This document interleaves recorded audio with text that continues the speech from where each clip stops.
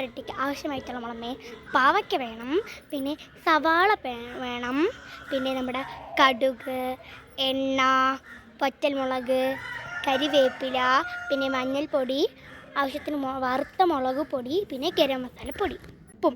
ഇത്രയുമാണ് നമുക്ക് നമ്മുടെ ടേസ്റ്റി ആയിട്ടുള്ള നമ്മളെന്താ പാവയ്ക്ക മെഴുക്ക് പുരട്ടിക്ക് ആവശ്യമായിട്ടുള്ള. അപ്പോൾ എല്ലാവരും ഒന്ന് ഉണ്ടാക്കി നോക്കണം കേട്ടോ. അപ്പോൾ നമുക്ക് നേരെ നല്ല രുചികരമായിട്ടുള്ള പാവയ്ക്ക മെഴുക്ക് പുരട്ടി എങ്ങനെയാണ് ഉണ്ടാക്കാമെന്ന് നോക്കിയാലോ.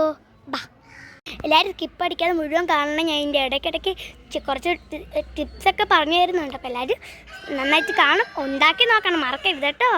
ഫ്രണ്ട്സ്, പുതിയ വീഡിയോയ്ക്ക് എല്ലാവർക്കും സ്വാഗതം. അപ്പോൾ ഇന്ന് നമുക്ക് നല്ല രുചികരമായിട്ടുള്ള പാവയ്ക്ക മെഴുക്ക് പുരട്ടി ഉണ്ടാക്കിയാലോ. ഞാൻ അവിയലിൻ്റെ വീഡിയോ ഇട്ടിരുന്നുണ്ടായിരുന്നു, അതെല്ലാവരും നല്ല കമൻറ്റൊക്കെ പറഞ്ഞിട്ടുണ്ടായിരുന്നു. അങ്ങനെ നമുക്ക് നല്ല ടേസ്റ്റി ആയിട്ടുള്ള നമ്മുടെ പാവയ്ക്ക മെഴുക്ക് പുരട്ടി ഉണ്ടാക്കാം. എങ്ങനെയാണെന്ന് നോക്കാം.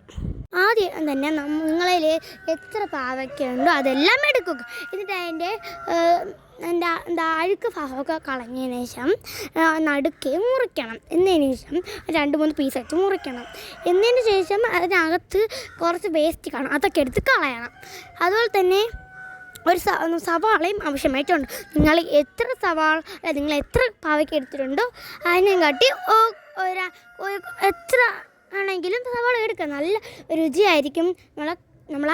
പാവയ്ക്ക് നല്ല കയ്പ്പല്ലേ. അപ്പം ഒരുപാട് സവാള ഇടുമ്പോൾ ആ കയ്പ്പ് ഒതുങ്ങി നമുക്ക് നല്ല രുചികരമായിട്ട് കഴിക്കാൻ പറ്റും. നിങ്ങൾ ഒരു പാവയ്ക്ക് എടുത്തിട്ടുള്ളൂ, അതുകൊണ്ട് നമ്മൾ 1.5 നമ്മൾ സവാള എടുത്തിട്ടുണ്ട്. അനുസരിച്ച് എടുക്കുക. അതൊക്കെ നമ്മൾ അതിൻ്റെ അഴുക്ക് ഭാഗമൊക്കെ കളഞ്ഞു, അതിൻ്റെ തൊലിയൊക്കെ ചെത്തി സവാളയൊക്കെ റെഡിയാക്കിയതിന് ശേഷം നമ്മൾ നേരെ വെള്ളത്തിലിട്ട് നന്നായിട്ട് അങ്ങ് കഴുകി എടുക്കണം. എന്നിട്ട് നമ്മൾ അരിഞ്ഞ് വച്ചിരിക്കുന്ന ആ പാവയ്ക്കനെ നീളത്തിന് എന്ന് പറഞ്ഞാൽ മറ്റേ റൗണ്ട് പീസായിട്ടില്ലേ, നമ്മൾ ഈ വീഡിയോ കാണിച്ചിരിക്കുന്ന പോലെ ഇങ്ങനെ കുറച്ച് കട്ടിയിൽ നമ്മളിങ്ങനെ മുറിച്ചെടുക്കണം. അങ്ങനെയുള്ള എല്ലാം ഇങ്ങനെ മുറിച്ച് എടുക്കുന്നുണ്ടേ. പിന്നെ അതിൻ്റെ സൈഡിലൊരു രസത്തിന് വേണ്ടി കുറച്ച് കരിവേപ്പിലയും കൂടെ വെച്ചിട്ടുണ്ട്. അതിനുശേഷം നമ്മൾ സവാളയും എല്ലാം നീളത്തിന് അരിഞ്ഞെടുക്കുന്നുണ്ട്. പിന്നെ അതിൻ്റെ സൈഡിൽ നമ്മൾ കുറച്ച് ചെറിയ ഉള്ളിയും കൂടെ അരിഞ്ഞ് വെച്ചിട്ടുണ്ട്. അത് നല്ല അടിപൊളി ടേസ്റ്റ് വരാനാണ് ചെറിയ ഉള്ളിയും കൂടെ ചേർക്കുന്നത്. ചേർക്കുമ്പോൾ നല്ല രുചിയുമാണ്. അതുപോലെ തന്നെ കയ്പ്പ് ഒരുപാട് അറിയത്തില്ല, രുചി മാത്രമേ അറിയത്തുള്ളൂ. ചെറിയൊരു കയ്പ്പ് മാത്രമേ കാണത്തുള്ളൂ. അതിനുശേഷം നമ്മൾ തോരൻ വയ്ക്കുന്ന അല്ലെങ്കിൽ വിഴുക്കോട്ട് വയ്ക്കുന്ന ഒരു പാത്രം വെച്ചിട്ട് അതിനകത്തോട്ട് നമ്മൾ വെളിച്ചെണ്ണയാണ് ഒഴിച്ചു കൊടുക്കുന്നത്. സാധാരണ എല്ലാം നമ്മൾ കറിക്കും സൺഫ്ലവർ ഓയിലാണ് ഒഴിക്കുന്നത്.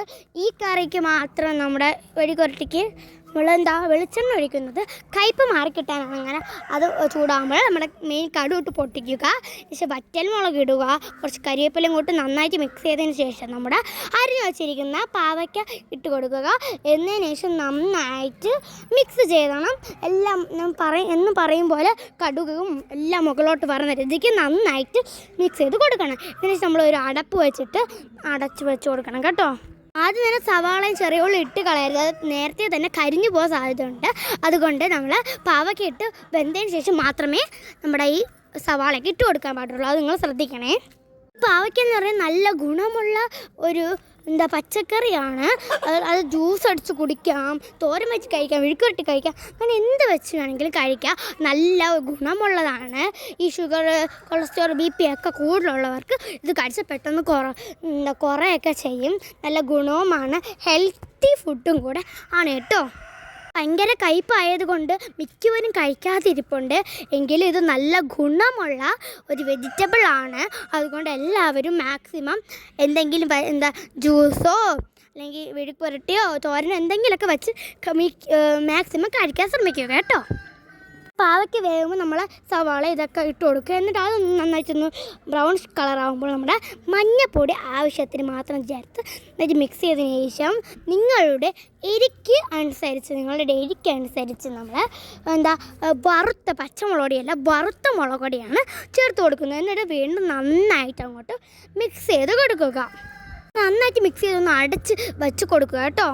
കുറച്ചും കൂടെ വേവാനായിട്ട് കാണും. അങ്ങനെ എല്ലാം വെന്ത് കഴിഞ്ഞ ശേഷം കുറച്ചും കൂടെ മിക്സ് ചെയ്ത് ആവശ്യത്തിന് ഉപ്പും പിന്നെ നമ്മുടെ ഗരം മസാല പൊടിയും കൂടെ ചേർത്ത് വീണ്ടും നന്നായിട്ട് ഒന്ന് മിക്സ് ചെയ്തതിന് ശേഷം കുറച്ച് നേരം അങ്ങ് ചൂടത്തി ഇരുന്നിട്ട് ഒന്നിങ്ങനെ കുറച്ച് കരിവേപ്പിലയും കൂടെ മുകളിൽ ചുറ്റിയിട്ട് എടുത്തോണ്ടല്ല നല്ല അടിപൊളി നമ്മളെ പാവയ്ക്ക മെഴുക്കുവരട്ടി ഇവിടെ റെഡി ആയിട്ടുണ്ട്.